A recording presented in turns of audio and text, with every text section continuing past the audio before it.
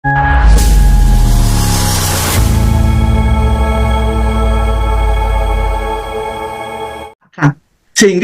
ketika mereka sudah dapat tanda tangan yudisium, mereka nggak gunakan itu. Kenapa? Karena masih ketikan, mesin tik kelihatan jelek. Ya, memang ada beberapa yang menggunakan mesin tik.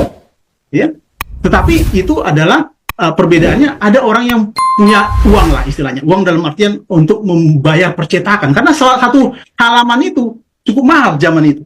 Ya, itu informasi. Sehingga tidak semua orang mencetakkan bagian sampul, bagian depan dan seterusnya. Tetapi ada kebanyakan itu memang mencetakkan bagian sampul, halaman pengesahan dan seterusnya, ya, sampai daftar isi. Daftar isinya sudah mulai mesin ketik, ya. Nah, itulah yang dibuat dia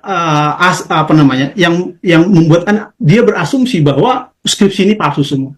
Jadi kalau saya tanya, gitu ya, secara logika, gitu ya, berarti skripsi fakultas-fakultas lain juga yang menggunakan percetakan yang sama, menggunakan bentuk font yang sama, itu palsu. Nah, ini yang menjadi tidak logis, ya, bagi orang-orang ini, ya, pakar-pakar tersebut. Ya. Nah, kemudian apa nih, Mas Joshua, batas-batas yang membedakan antara metodologi ilmiah yang benar dan asumsi personal yang dibungkus seolah-olah menjadi ilmiah? Kemudian mungkin nanti kita bisa berpindah ke Pak Nuh karena namanya sudah disebut-sebut di chat WA. Iya, jadi gini. Seperti yang saya sudah tulis sebenarnya dalam artikel saya di blog saya, gitu ya. Orang-orang ini sangat berani, gitu ya, menyatakan bahwa padahal dia baru menganalisis satu skripsi aja, atau bukan satu skripsi, satu ijazah saja, dia sudah menyatakan bahwa ini 1000% palsu. Ini udah jelas, nggak ada peneliti yang seperti itu, ya. Dia tidak membandingkan dengan teman seangkatannya. Dia tidak membandingkan yang lain, dan dia tidak punya akses ke sana. Nah, yang lucunya, ya, di berbagai video-video dia mengaku ke fakultas kehutanan. Memang benar dia fakultas kehutanan, ada fotonya, dan dia sudah mendokumentasi skripsi Jokowi, memfoto halaman pengesahannya, melihat skripsi teman-temannya. Itu tidak benar, ya. Pada saat dia ke kehutanan, dia tidak menemukan apapun skripsi Jokowi maupun teman-temannya, ya. Sebelum tanggal 15 mereka baru bisa akses, dan itu pun sangat terbatas, mungkin hanya 2 skripsi, dan dia nggak punya kesempatan untuk mendokumentasi seperti yang saya lakukan. Justru dokumentasi saya yang digunakan dalam semua video-videonya. Semua yang ada pengesahan segala macam, yang kosong tanda tangannya, yang tangan saya yang bolak-balik, ini tangan saya. Ini yang saya gunakan, satu lagi memfoto gitu ya, tangan saya yang bolak-balik, itu tangan saya. Nah, bagaimana mungkin seorang peneliti menggunakan hasil karya orang lain, menggunakan dokumentasi orang lain? Bagaimana dia memverifikasi itu? Apakah benar itu? Kalau saya udah edit-edit, bagaimana? Gitu ya. Nah, ini yang menjadi masalah. Saya nggak menyatakan saya melakukan penelitian. Dia yang menyatakan dia melakukan kajian ilmiah. Peneliti mana? Pengkaji ilmiah mana yang menggunakan dokumentasi orang lain? Harusnya dia harus mendapatkan sendiri, baru dia bisa meyakini 1000% segala macam. Masalahnya dia menggunakan data-data dari internet. Data-data yang saya kirimkan, ya. Ini kesalahan fatal, ya, sehingga nggak mungkin lah, ya, bisa kita mempercaya orang-orang seperti itu, ya. Oke. Baik, barangkali ke Pak Nuh. Selamat malam, Pak Nuh.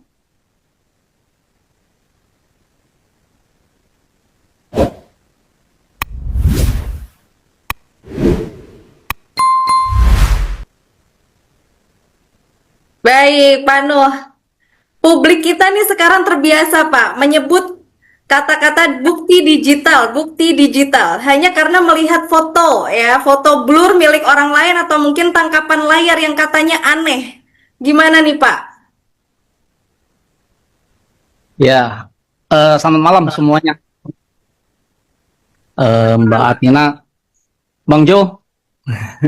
Saya selamat malam, Pak Nuh. Undang sama Bang Jo itu awalnya saya tolak, kemudian cuman dalam benak kami berdua, selain saya silaturahim sama Bang Joshua, saya juga pengen memberikan sedikit literasi tentang digital forensik, supaya masyarakat Indonesia itu tidak menganggap digital forensik itu gampang sekali, menyebut dirinya ahli, tapi tidak ada pengalaman. Jadi seperti ini, Mbak Atina. Tidak boleh ada ahli menyatakan dirinya sebagai ahli menyetir mobil tanpa ada praktek pengalaman menyetir mobil.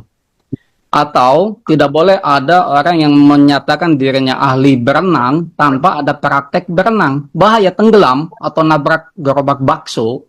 Jadi artinya sudah diatur di dalam Undang-Undang ITE bahwasanya ahli itu harus memenuhi 2 syarat.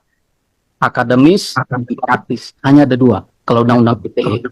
Kalau bahasa guyonan kita sama Bang Joshua itu, kalau kita ngacu Undang-Undang ITE itu akademis, praktis.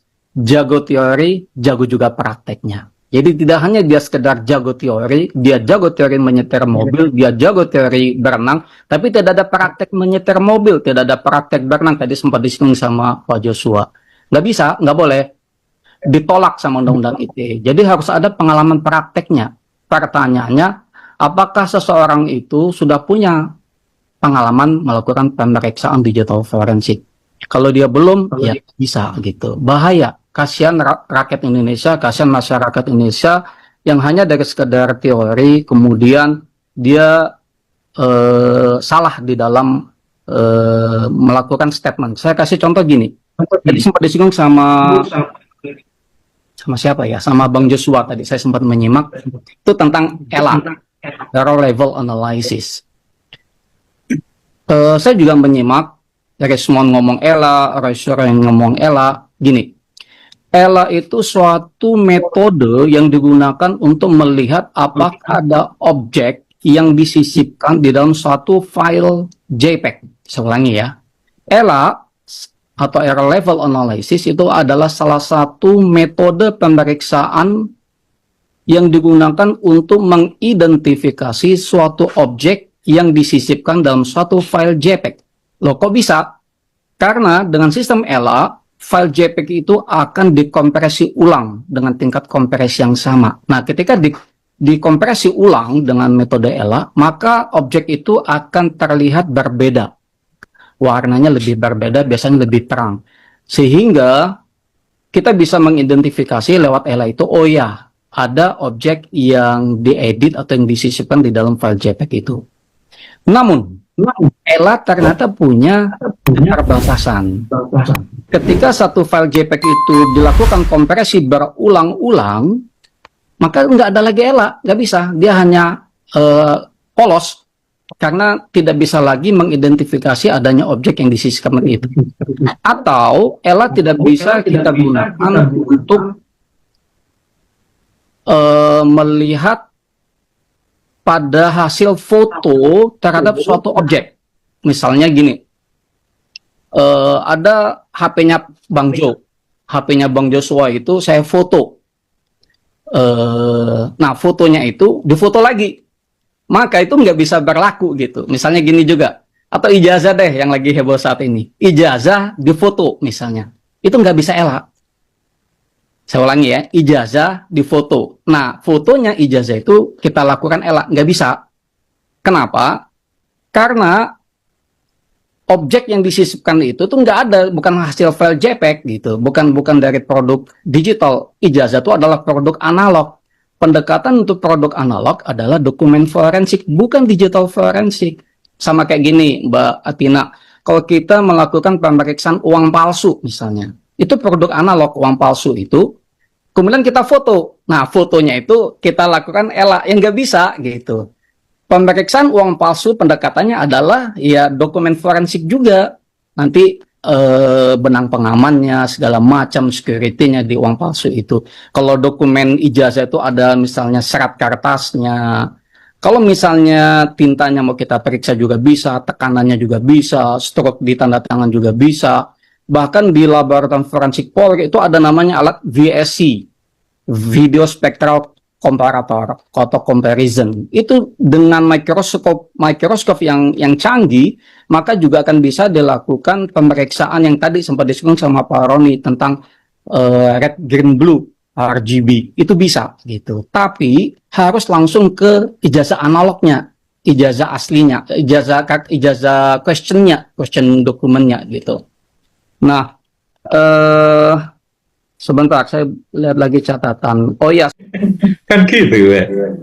Jadi gini loh, saya itu tak sampaikan ke masyarakat ya. Jadi kita itu jangan sampai karena kita benci, terus apa yang dilakukan yang sesuai dengan SOP dianggap salah. Wah ini mesti perguruan tingginya ini mesti dikasih ini diatur-atur.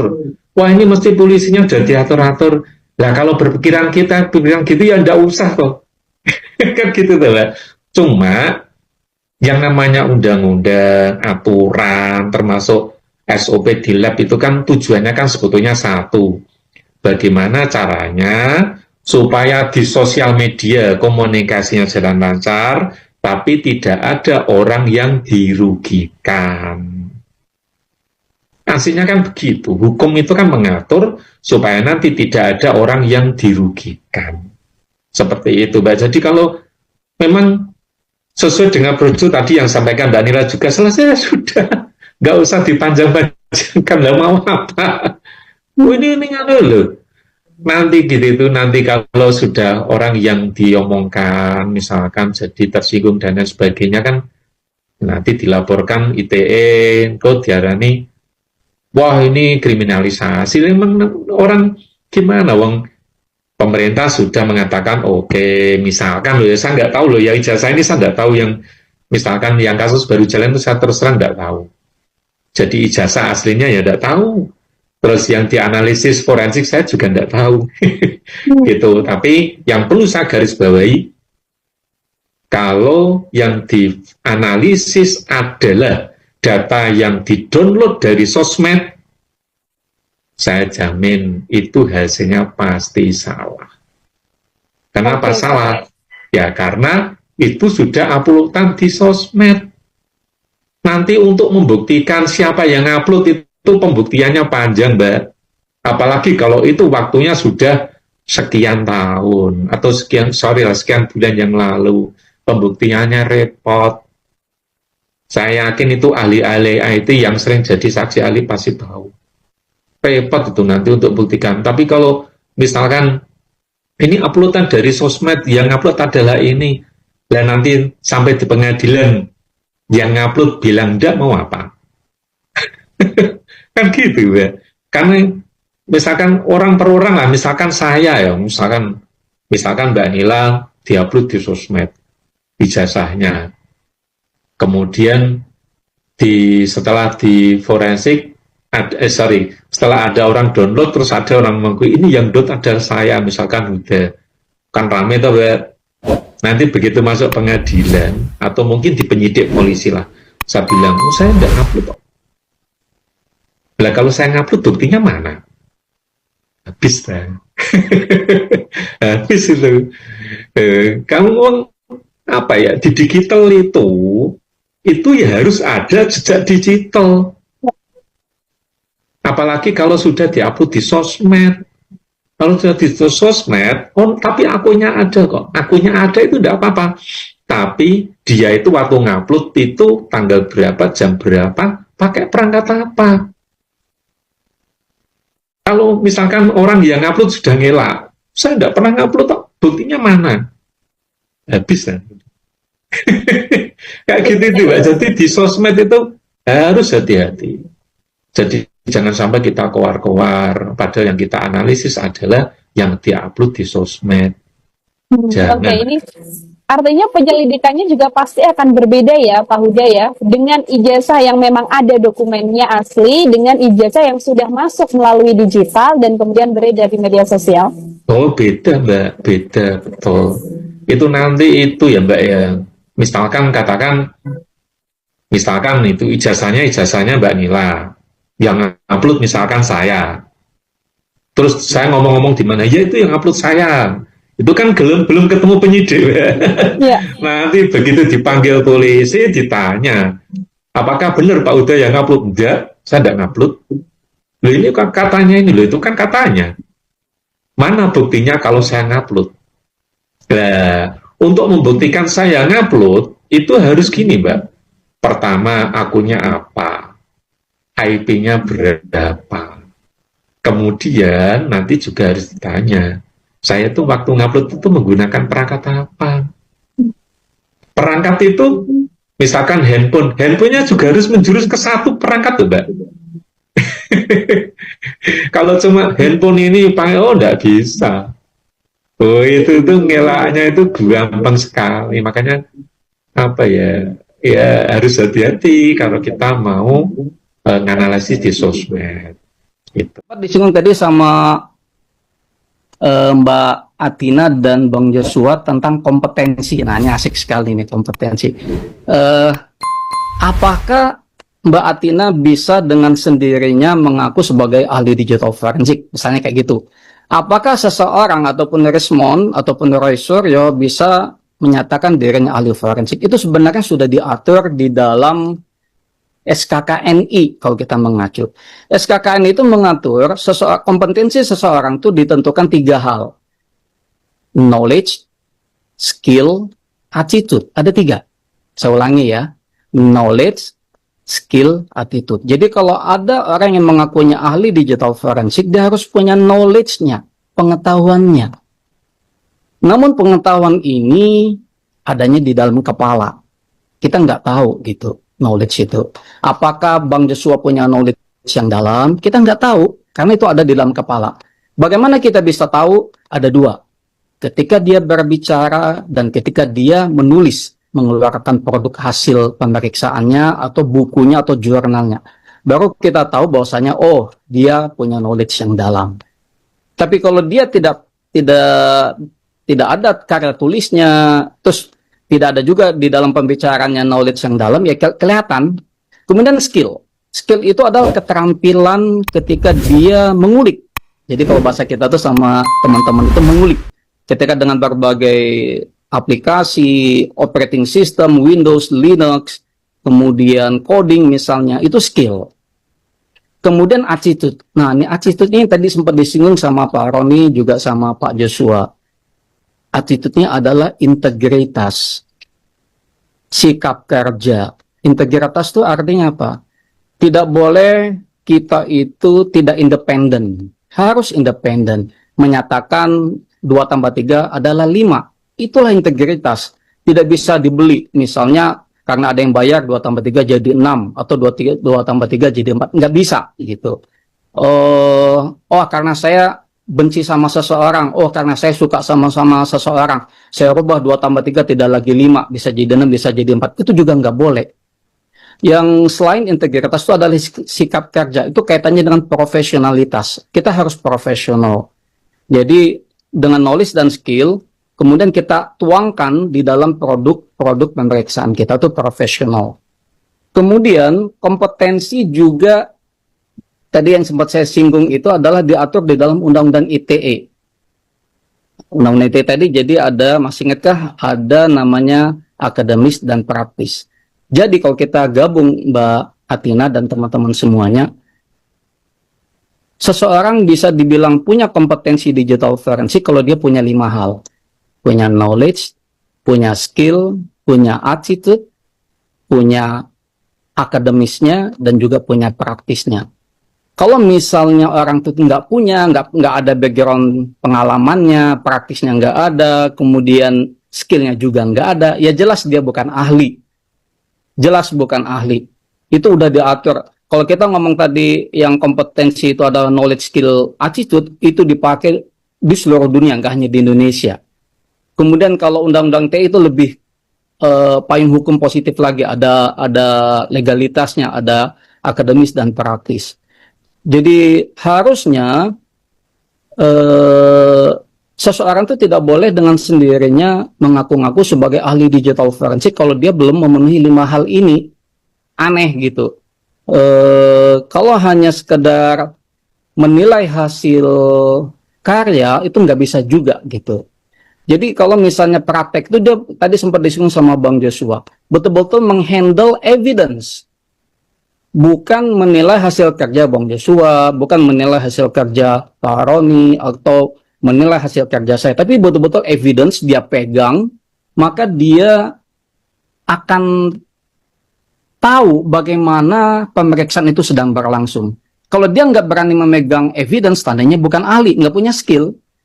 Kalau misalnya dia bilang, oh saya ahli nyetir mobil, ya udah coba kasih mobil. Dia nggak mau, ya kalau gitu bukan ahli mobil, bukan ahli nyetir, hanya teori tok gitu. Nah gini, masalah praktek. Saya sempat ditanya seringkali dulu, Pak Nuh, bagaimana orang itu kita yakin dia itu memang ahli digital forensik atau tidak secara teknikal. Tadi kan secara umum, Mbak Tina. Secara teknikal itu saya bilang, coba aja tanya 3 hal. 1, red protect. 2, forensic imaging. Yang ketiga, hash.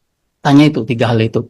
Kalau dia bisa jawab 3 hal itu, iya, dia memang punya pengalaman pemeriksaan digital forensik.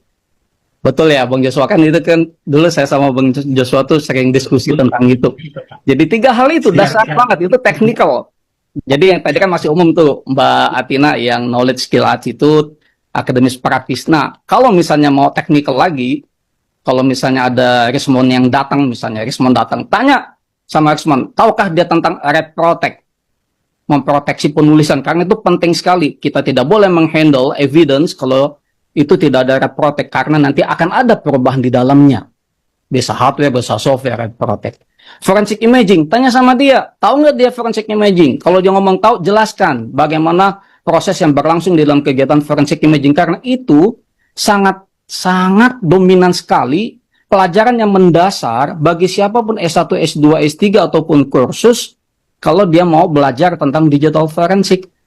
Itu nanti dikasih pengalaman itu, pengalaman red protect dikasih, pengalaman forensic imaging dikasih, dipandu sama instrukturnya, baik itu Windows ataupun Linux. Kalau misalnya Rismon tidak bisa menjelaskan forensic imaging, red protect, gugurlah dia. Karena dia nggak punya pengalaman. Forensic imaging itu, kalau di ISO 27037, itu ada namanya kegiatan, itu ada 4 hal di ISO 27037. Nah ini juga kaitannya jadi ilmiah. Jadi juga sempat ditanya, ilmiah itu gimana sih? Ah ini asik juga nih.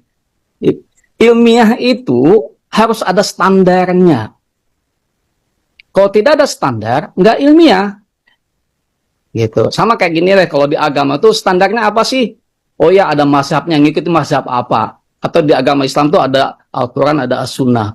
Harus ada standarnya, ada pijakannya, ada payung hukumnya. Oke. Di dunia internasional, supaya memiliki perspektif yang sama tentang digital forensik, makanya diatur di dalam satu standar internasional namanya ISO 27037. Guidelines of Identification, Collection, Acquisition, and Preservation of Digital Evidence. Jadi diatur di sana ilmiah itu. Jadi kalau misalnya Rismon ngomong ilmiah, tanya standarnya apa? Nggak boleh subjektif. Kalau misalnya, oh ini menurut saya, ya belum tentu. Kalau menurut Rismon ilmiah, belum tentu menurut Bang Jo itu ilmiah. Makanya harus ada standar yang sama. Dipakai di seluruh dunia, gitu. Standar itulah namanya ISO 27037. Paham nggak dia? Tanya, gitu, ilmiah itu gimana. Kalau misalnya kita ngomong ISO 27037, telak sekali, Mbak Atina dan teman-teman. ISO 27037 ngomong, menyatakan, eksplisit, jelas sekali di sana, bukan implisit. Pemeriksaan harus berasal dari original source. Saya ulangi ya. Pemeriksaan harus berasal dari original source, sumber yang sesungguhnya. Tidak boleh yang bukan dari original source. Contohnya gini, misalnya di internet ada capture WhatsApp Bang Joshua sama Pak Roni. Kemudian saya disuruh periksa. Saya tolak. Itu capture. Gak bisa. Jadi kalau misalnya saya diminta periksa capture WA yang ada di internet antara Bang Joshua sama Pak Roni, saya tolak. Saya harus minta original source-nya. Sumber yang sesungguhnya. Nah, original source misalnya tuh dari hard disk ya, yang simple. Maka hard disk itu akan dilakukan kegiatan forensic imaging. Nanti hasilnya adalah image file. Identiknya nanti dilihat dari nilai hash, verifikasi nilai hash. Makanya 3 hal dasar tadi itu penting sekali untuk mengetahui apakah orang itu memang benar-benar peneliti atau pemeriksa digital forensik atau ahli digital forensik atau abal-abal. Kalau dia tidak bisa menjelaskan 3 hal dasar tadi, ya abal-abal kalau bahasanya Bang Joshua, pakar-pakaran gitu ya. Dia harus paham 3 hal tadi, dasar banget, teknikal banget. Jadi saya sama kayak Bang Joshua, kalau kita mulai digital forensik itu sama instruktur, dosen, itu dikenalkan. Yang namanya Red Protect dikenalkan, yang namanya forensic imaging dimainkan, yang namanya apalagi tadi itu hash itu juga dikenalkan, bagaimana kita memverifikasi nilai hash.